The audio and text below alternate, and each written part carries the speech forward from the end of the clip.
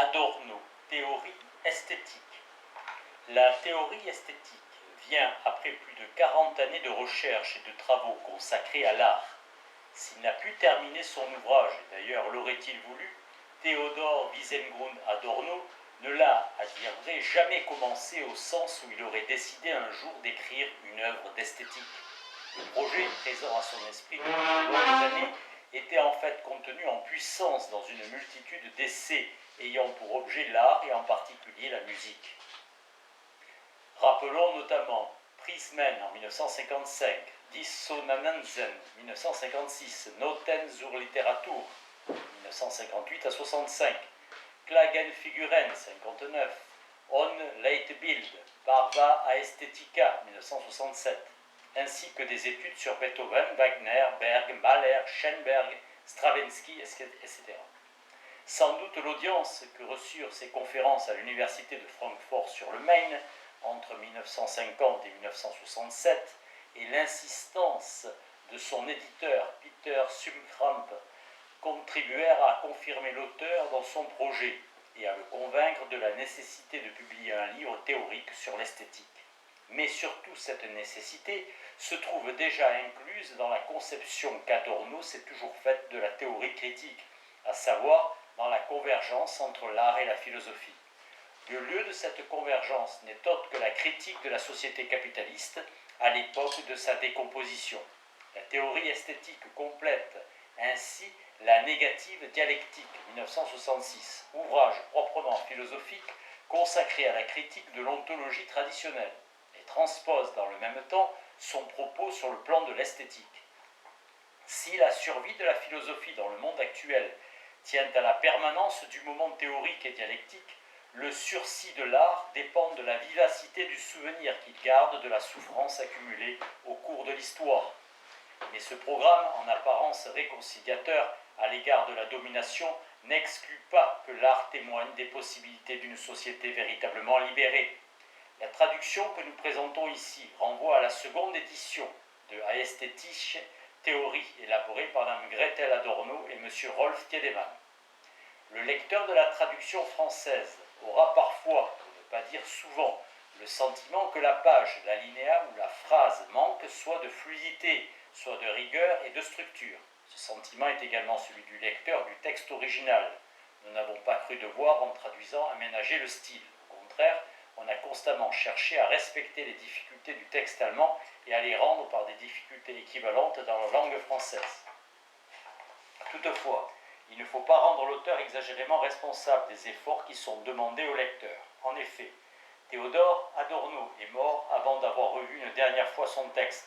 Nous savons qu'il avait le projet de modifier, de corriger, voire de réécrire certains passages particulièrement ardus. Il est indéniable que la lecture de la théorie esthétique suppose connues les idées fondamentales et les habitudes méthodologiques de l'auteur. Adorno lui-même, tant dans ses enseignements que dans ses écrits, considérait qu'il s'adressait à un public déjà familiarisé avec sa problématique et sa terminologie. Très souvent, et conformément à un mode de pensée qui a ses racines profondes dans la théorie critique, un passage apparemment obscur trouve sa lumière quelques pages plus loin.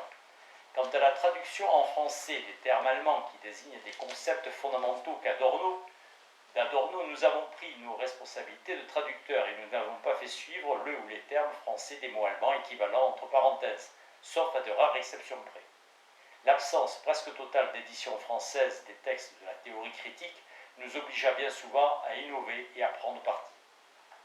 Les titres courants que nous avons conservés comme tels figurent en haut des pages des éditions allemandes. Chapitre 1. Art, société, esthétique. L'art a perdu son caractère d'évidence. Il est devenu évident que tout ce qui concerne l'art, tant en lui-même que dans sa relation au tout, ne va pas de soi, ne voit plus de soi, pas même son droit à l'existence. L'infinité manifeste de ce qui est devenu possible et s'offre à la réflexion ne compense pas la perte de ce qu'on pouvait faire de manière non réfléchie et sans problème. Cet élargissement des possibilités se révèle dans de nombreuses dimensions comme un rétrécissement. L'immense étendue de ce qui ne fut jamais pressenti, sur lesquels se sont audacieusement lancés les mouvements artistiques révolutionnaires vers 1910, n'a pas apporté le bonheur promis par l'aventure. Au contraire, le processus déclenché à cette époque a commencé à miner les catégories au nom desquelles il avait vu le jour. on fut de plus en plus emporté par le tourbillon des nouveaux tabous. Partout, les artistes se réjouirent moins du royaume de liberté récemment conquis qu'ils n'aspirèrent de nouveau à un prétendu ordre tout aussi fragile. Car l'absolue liberté dans l'art, qui demeure liberté dans un domaine particulier, entre en contradiction avec l'état permanent de non-liberté du tout. Dans celui-ci, la place de l'art est devenue incertaine. L'autonomie acquise en se débarrassant de sa fonction culturelle, de ce qui lui ressemble, et qui se nourrissait de l'idée d'humanité, fut d'autant plus ébranlée que la société devenait moins humaine. Dans l'art, les constituants qu'il devait à l'idéal d'humanité s'étiolèrent en vertu des lois de son propre mouvement. Certes, son autonomie reste irrévocable, car toutes les tentatives pour lui restituer par une fonction sociale ce dont il doute, ou au sujet de quoi il exprime un doute, ont échoué. Mais son autonomie commence à manifester un moment d'aveuglement, de tout temps propre à l'art. À l'époque de son émancipation, ce moment éclipse tous les autres, malgré, sinon à cause de la non-naïveté à laquelle déjà, selon Hegel, il ne peut plus se dérober. Elle s'associe à la naïveté, à la seconde puissance, à l'incertitude du pourquoi esthétique. Il n'est pas certain que l'art puisse être encore possible, pas certain qu'après son émancipation totale, il ne soit pas détourné des présuppositions qui le rendaient possible et les ait perdues. La question jaillit à partir de ce qu'il fut jadis. Les œuvres d'art se détachent du monde empirique et en engendrent un autre, possédant son essence propre, opposée au premier, comme s'il était également une réalité. Ainsi, les œuvres d'art tendent a priori à l'affirmation, quand bien même elles se comportent encore d'une manière tragique. Les clichés d'un reflet conciliant qui s'étendrait de l'art à la réalité sont repoussants, non seulement parce qu'ils parodient le concept emphatique de l'art par l'après-bourgeois de celui-ci et le classent dans les réconfortantes manifestations dominicales, mais parce qu'ils mettent le doigt sur la blessure même de l'art. Par sa rupture inévitable avec la théologie et avec l'ambition absolue d'une vérité rédemptrice, sécularisation sans laquelle il n'aurait jamais pu s'épanouir, l'art se condamne à octroyer à l'étant et à l'existant une promesse qui, privée de l'espérance en un autre, renforce le sortilège dont on aurait voulu libérer l'autonomie de l'art.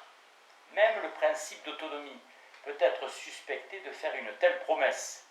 En prétendant poser une totalité extérieure, une sphère hermétique repliée sur elle-même, cette image est transférée sur le monde dans lequel se trouve l'art, monde qui produit celui-ci, grâce à son refus de l'empirisme, refus contenu dans son concept, non simple esquive, qui constitue une de ses lois immanentes.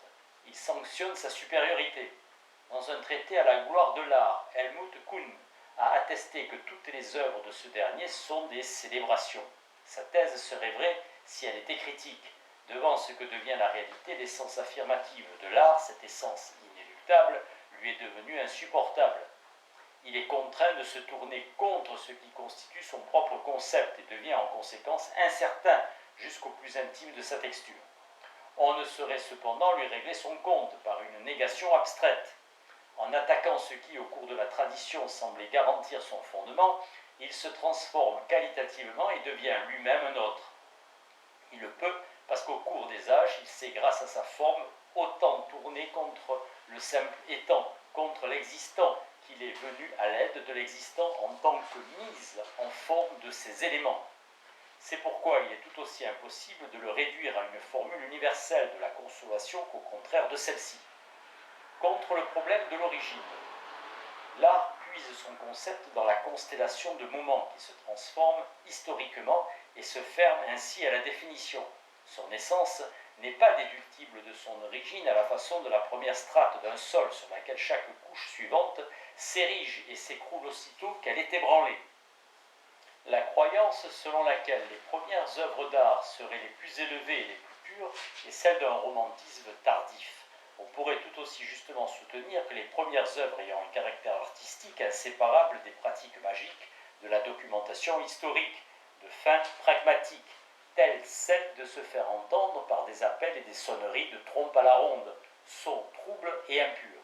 La conception classiciste aimait utiliser de tels arguments. Sur le plan strictement historique, on ne peut donner aucune date précise. La tentative de subsumer ontologiquement la genèse historique de l'art à un motif suprême se fourvoierait nécessairement en quelque chose de si disparate qui ne resterait à la théorie que le point de vue assurément important selon lequel les arts ne peuvent se classer dans aucune identité sans faille de l'art. Dans les considérations consacrées aux origines esthétiques, prolifèrent sauvagement, l'une à côté de l'autre, l'accumulation positiviste de matériaux et la spéculation à laquelle ordinairement répugnent les sciences. Bachofen en serait le plus grand exemple. Si en revanche l'on voulait catégoriquement distinguer selon l'usage philosophique la prétendue question de l'origine comme celle de l'être, du problème génétique, selon l'histoire originelle, on se convaincrait soi-même d'arbitraire par une utilisation du concept d'origine qui irait à l'encontre de son acception. La définition de ce qu'est l'art est toujours donnée à l'avance par ce qu'il fut autrefois, mais n'est légitimé que par ce qu'il est devenu, ouvert à ce qu'il veut être et pourra peut-être devenir. Tandis qu'il faut maintenir sa différence par rapport à la simple emprise. Celle-là, cependant, se modifie en soi qualitativement. Bien des œuvres, telles les représentations culturelles, se métamorphosent en art à travers l'histoire, alors qu'elles n'en étaient pas et beaucoup d'œuvres d'art n'en sortent plus. La question posée d'en haut, de savoir si un phénomène comme le film est encore de l'art ou non, conduit à une impasse. L'être devenu de l'art renvoie son concept à ce qui ne contient pas. La tension entre ce qui animait l'art et son passé circonscrit, les prétendues questions esthétiques de constitution. L'art ne peut être interprété que par la loi de son mouvement, non par des invariants. Il se détermine dans le rapport à ce qu'il n'est pas. Ce qu'il y a en lui de spécifiquement artistique doit être déduit relativement au contenu de son autre. Cela seul suffirait à n'importe quelle exigence d'une esthétique matérialiste dialectique. Il acquiert sa spécificité en se séparant de ce par quoi il a pris forme. La loi de son mouvement constitue sa loi formelle. Il n'existe que dans le rapport à son autre et est le processus qui l'accompagne. Une esthétique orientée différemment pose comme postulat la thèse développée par Nietzsche à la fin de sa vie contre la philosophie traditionnelle, selon laquelle même le devenu peut être vrai. Il faudrait inverser le point de vue traditionnel qu'il démolit. La vérité n'existe que comme devenu. Ce qui se présente dans l'œuvre d'art comme étant sa légalité est autant un produit tardif de l'évolution intratechnique que de la position de l'art au sein d'une sécularisation progressive. Incontestablement, les œuvres d'art ne sont cependant devenues telles qu'en niant leur origine. Il n'y a pas lieu de leur reprocher comme péché originel l'ignominie de leur ancienne dépendance à l'égard d'une magie facile de la servitude et du divertissement, une fois qu'elles ont rétrospectivement renié ce dont elles étaient issues. La musique libérée peut éviter de tomber dans la musique de table, et celle-ci ne fut pas pour les hommes une fonction honorable à laquelle l'art autonome se serait soustrait outrageusement. Son misérable vacarme n'en devient pas meilleur sous prétexte que la plus grande partie de tout ce qui est aujourd'hui atteint, les hommes sous le nom d'art délayent l'écho de ces flonflons. Contenu de vérité et vie des œuvres, la perspective hegelienne d'une mort possible de l'art est conforme à son être devenu. Le fait que Hegel pensait l'art comme éphémère et l'attribuait néanmoins à l'esprit absolu correspond au caractère ambigu de son système, mais entraîne cependant une conséquence que lui-même n'aurait jamais tirée. Le contenu de l'art, qui d'après sa conception constitue son absolu, n'est pas absorbé dans la dimension de sa vie et de sa mort. L'art pourrait avoir son contenu dans son propre caractère éphémère. Il est concevable, sans que ce soit une simple éventualité abstraite, que la grande musique, quelque chose de tardif, ne fut si possible que dans une période limitée de l'humanité. La révolte de l'art, téléologiquement posée dans sa position vis-à-vis de l'objectivité du monde historique, est devenue sa révolte contre l'art. Il est inutile de prophétiser s'il survivra ou non à ce fait. La critique de la culture n'a pas à étouffer ce contre quoi jadis un pessimisme culturel réactionnaire vociférait, à savoir, comme le pensait Hegel il y a 150 ans, que l'art pouvait être entré dans l'ère de son déclin. De même qu'il y a une centaine d'années, le mot terrible de Rimbaud réalisait en soi, en anticipant à l'extrême l'histoire du nouvel art. Son silence et son insertion comme employé anticipaient cette tendance. Aujourd'hui, l'esthétique ne peut rien sur le fait qu'elle devienne ou non nécrologue de l'art, mais elle n'a pas le droit de jouer au nécrologue. Elle n'a pas en général à constater la fin, à se repaître du passé et peu importe à quel titre, a passé à la barbarie qui ne vaut guère mieux que la culture, laquelle a mérité la barbarie comme représailles de sa monstruosité barbare. Le contenu de l'art passé, même si l'art lui-même doit être maintenant supprimé, peut se supprimer, passer ou se poursuivre dans le désespoir, ne doit pas nécessairement lui-même aller vers son déclin. Il pourrait survivre à l'art dans une société qui aurait été libérée de la barbarie de sa culture. De nos jours, ce ne sont pas mortes seulement les formes, mais aussi d'innombrables sujets. La littérature sur l'adultère, qui remplit la période victorienne du XIXe siècle et le début du XXe, n'est plus guère immédiatement réutilisable après la dissolution de la cellule familiale de la bourgeoisie à son apogée et le relâchement de la monogamie. Elle connaît une survie médiocre et pervertie dans la littérature vulgaire des magazines. De même, ce qu'il y a d'authentique dans Madame Bovary, jadis inclus dans son sujet, a surpassé depuis longtemps déjà ce déclin qui est aussi le sien. Cela ne doit certes pas conduire à l'optimisme historico-philosophique de la foi en l'esprit invincible. Le contenu thématique peut également de plus tout entraîner dans sa chute. Mais l'art et les œuvres d'art sont menacés de déclin, non seulement parce qu'ils seraient victimes d'une dépendance et d'une hétéronomie, mais parce que jusque dans la constitution même de leur autonomie, que ratifie la position sociale de l'esprit divisé selon les règles de la division du travail, ils ne sont pas seulement de l'art, ils sont aussi quelque chose d'étranger à celui-ci, quelque chose qui s'y oppose. Au propre concept d'art est mêlé le ferment de sa suppression. Du rapport de l'art et de la société, il est tout aussi impossible de réduire à la réfraction esthétique l'objet de celle-ci qu'il est impossible de réduire à l'imagination ce qu'elle conçoit. Cela vaut avant tout pour la finalité immanente. Dans le rapport avec la réalité empirique, l'art sublime le principe, ici agissant du cesse conservare, en idéal de l'être à soi de ses productions. Selon le mot de Schoenberg, on peint un tableau et non ce qu'il représente. Toute œuvre d'art aspire elle-même à l'identité avec soi qui, dans la réalité empirique, s'impose par la violence à tous les objets en tant qu'identité au sujet, manquée par la même. L'identité esthétique doit défendre le non-identique qu'opprime dans la réalité la contrainte de l'identité. C'est seulement en vertu de la séparation de la réalité empirique qui permet à l'art de façonner selon ses besoins le rapport du tout au parti que l'œuvre d'art devient être à la puissance 2. Les œuvres d'art sont des copies du vivant empirique pour autant qu'elles procurent à celui-ci ce qui leur est refusé au dehors et nous affranchissent de ce qu'en fait l'expérience extérieure chosifiante.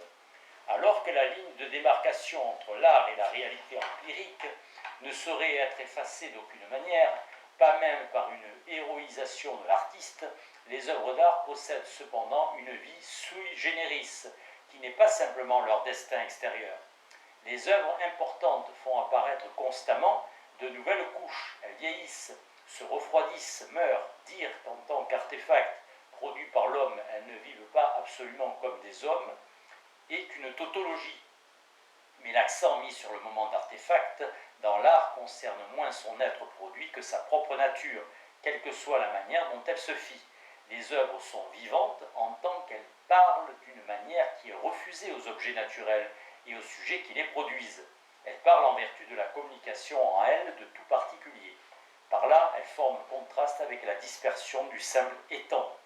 Mais précisément, comme artefact, produit de travail social, elles communiquent également avec la réalité empirique, qu'elles renient et dont elles tirent leur contenu.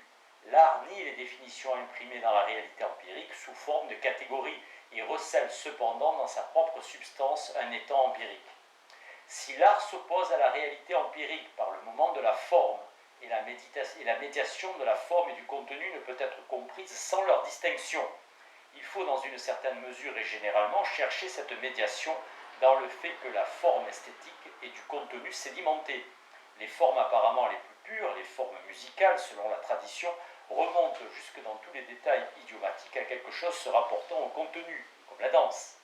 Jadis, les ornements étaient fréquemment des symboles culturels. Il faudrait, comme le fit l'école de Warburg, pour l'objet spécifique de la survie de l'Antiquité, davantage relier les formes esthétiques au contenu. Cependant, la communication des œuvres d'art avec l'extérieur, avec le monde devant lequel elles se ferment, heureusement ou malheureusement, se produit par la non-communication. C'est par là précisément qu'elles se révèlent être réfractées. on peut aisément penser que leur domaine autonome n'a de commun avec le monde extérieur rien de plus que des éléments empruntés qui entrent dans un contexte totalement modifié.